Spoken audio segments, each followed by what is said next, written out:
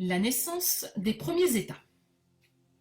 À la fin de la préhistoire, les hommes sont devenus plus nombreux grâce à l'agriculture. Ils se rassemblent désormais dans des territoires plus vastes et plus organisés que les villages du néolithique. Peu à peu, ils s'organisent en États. C'est dans l'Orient ancien, à partir du 4e millénaire avant Jésus-Christ, qu'apparaissent ces premiers États autour de grands fleuves. Un grand royaume égyptien se forme ainsi autour du Nil.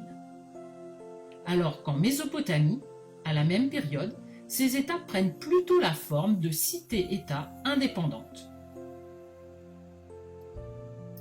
La Mésopotamie est le nom d'une région aux terres fertiles située entre deux grands fleuves, le Tigre et l'Euphrate. Our devient l'une des plus puissantes des nombreuses cités-États qui se construisent alors en Mésopotamie. Les habitants de la cité d'Our sont placés sous l'autorité d'un roi qui fixe les règles et les croyances communes. Nous connaissons le fonctionnement de la cité d'Our grâce à un coffre en bois découvert en 1926 par l'archéologue britannique Leonard Woolley. Ce petit coffre s'appelle l'étendard d'Our. Il aurait été fabriqué aux alentours de 2600 avant Jésus-Christ. Il est aujourd'hui conservé au British Museum à Londres. L'étendard d'Our serait une caisse de résonance d'un instrument de musique retrouvé dans une des tombes royales du cimetière d'Our.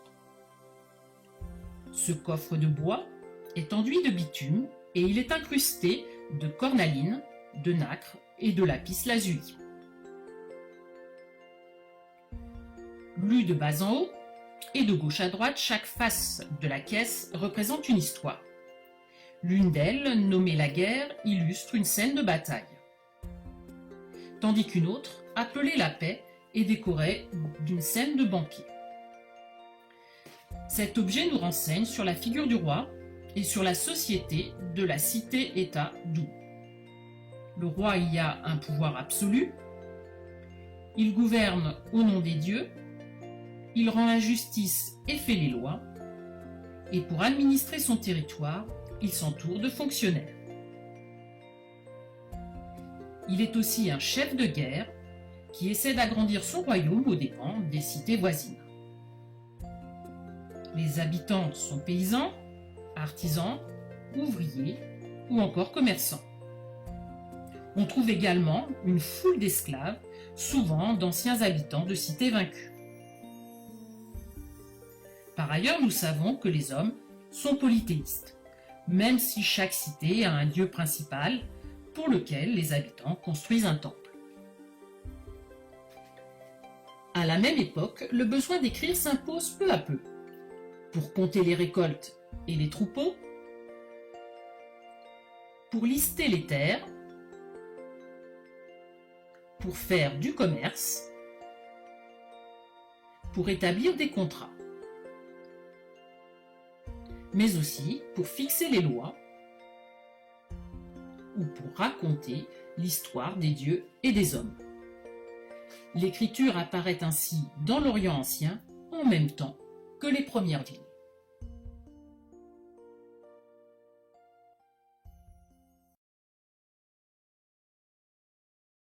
Created using Powtoon.